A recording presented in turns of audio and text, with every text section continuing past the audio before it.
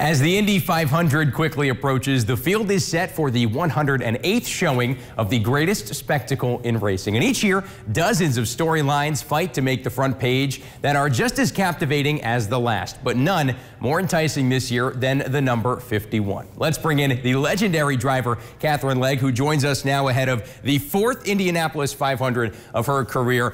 You've been doing this a long time, but do you still get the nerves in the days leading up to the race? Oh, absolutely. This year was probably worse than any of the other years because I was there on bump day. So for those of you who aren't familiar with how Indy works, the top 30 cars qualify, and then everybody else is fighting effectively for the last 3 positions. And we didn't have the speed. We had too much drag in the car.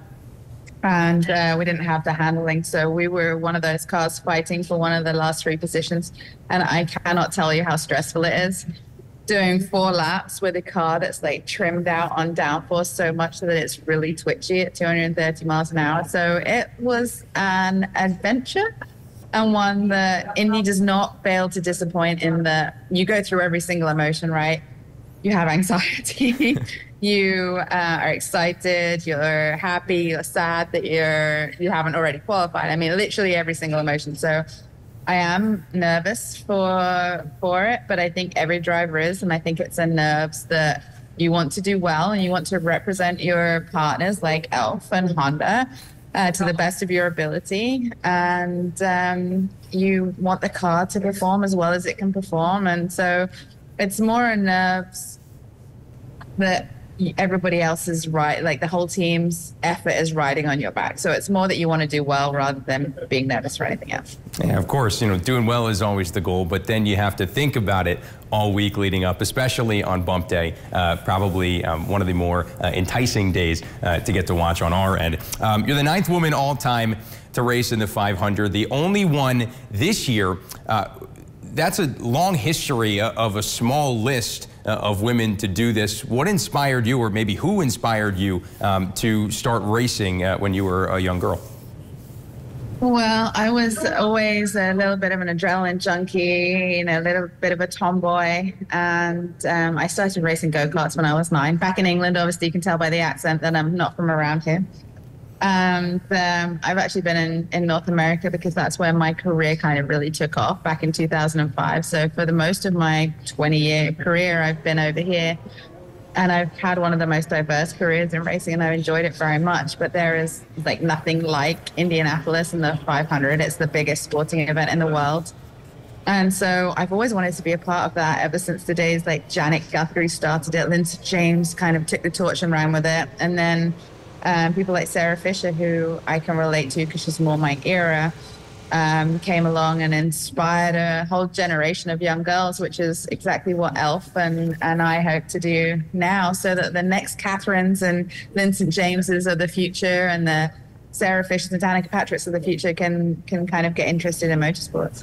Yeah, and you are along that next line to be able to inspire young girls and young women to get into racing, not just to drive the cars, but to come to the events. And part of the race this year, the 108th, we'll say, Indy 500, is your partnership now with e.l.f. You mentioned it, Eyes, Lips, and Face, the cosmetics brand, for most of the guys that out there that might not know that.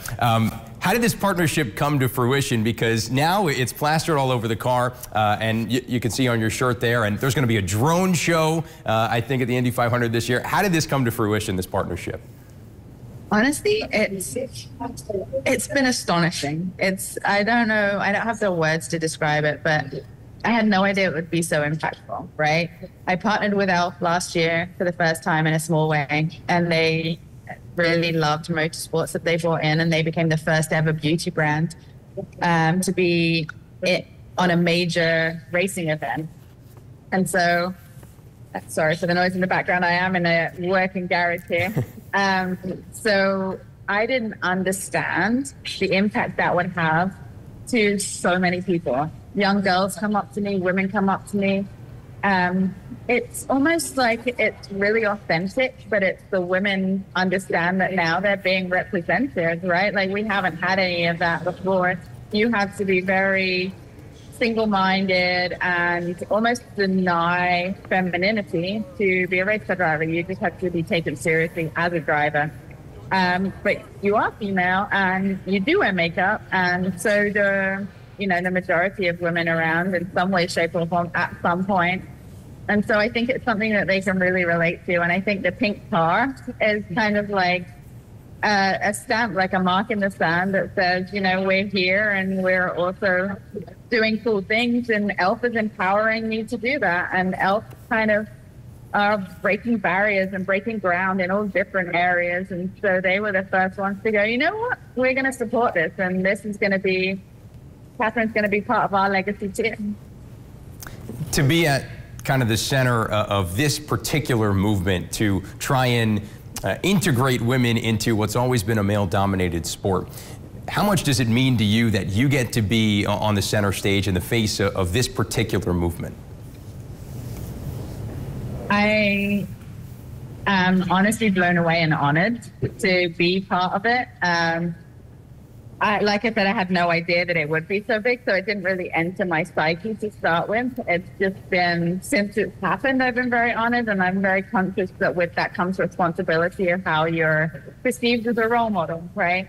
They're giving me the opportunity to be in the Indy 500, and so we are taking that and running with it. Like, hopefully that then elevates the program, and then in the future I get the chance to be in the Indy 500 with a chance of a top 10 finish. And maybe the next generation of Katherine also get good cars to go fight with, and it kind of starts the ball rolling. And while I feel a certain amount of weight on my shoulders with it, there's an immense amount of pride. That's so great to hear that, people are going along with you, and this whole movement is gaining traction. Let's talk race day. It's on Sunday. Today is Thursday, so it's 3 days away. You'll start in the 11th row, as we just talked about. You were racing on bump day. What types of challenges does starting that far back bring come Sunday? That's a good question. When it's 500 miles, I don't think that it's that important that you start up front. I think that after 3 or 4 or 5 pit stops, you can start making your way forward. It's been done before where people who have started near the back have gone on to win the race, and I wouldn't count out people like Marcus Ericsson, who started next to me, who's won this race before. And so I don't think it's vitally important, but what it does do is it means that you have more chance of being caught up in the melee of all the midfield stuff. Like if somebody has a bobble, then the ricochet effect affects you more. So you have to have your spotters that are completely switched on and ready to tell you if you need to avoid anything. And obviously the turbulent air back there after 32 other cars is quite significant too. If we go back a year, your Indy 500 campaign ended with a crash. How do you take that experience, and I know I see by your face there, definitely something that you think about, but how do you make sure that that's in the back of your mind, but also fresh out of your mind to focus on this year? I think that you put it out of your mind totally. There was some circumstances that led to that. I hadn't had any practices during pit stops. I made a mistake. It happened. Got vilified for it, and everybody was making the jokes that it was women drivers. But you know what? We've done practice pit stops this year. I will not make the same mistake twice. And we can go out and just drive that car to the best of my ability. If I do as good a job as I feel any other driver would have done in that car, I think it will have been a good day, whether that's P5, P1, or P25. And that's the type of mindset for the reason why you're one of the faces and the face currently of this movement to bring women into racing a bit more. Any final race day preparations or superstitions that you have going into Sunday? I do. I'm just as weird as the rest of everybody else.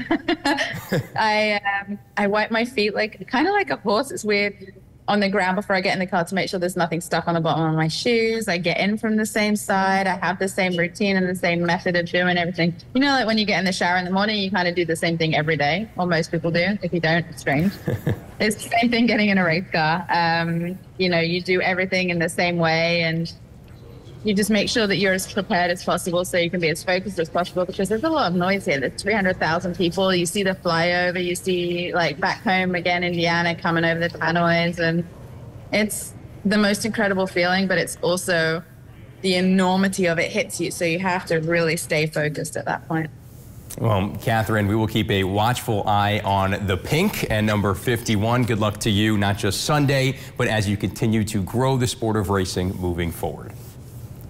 All right, that is Katherine Legge. She'll be racing in the 108th edition of the Indianapolis 500.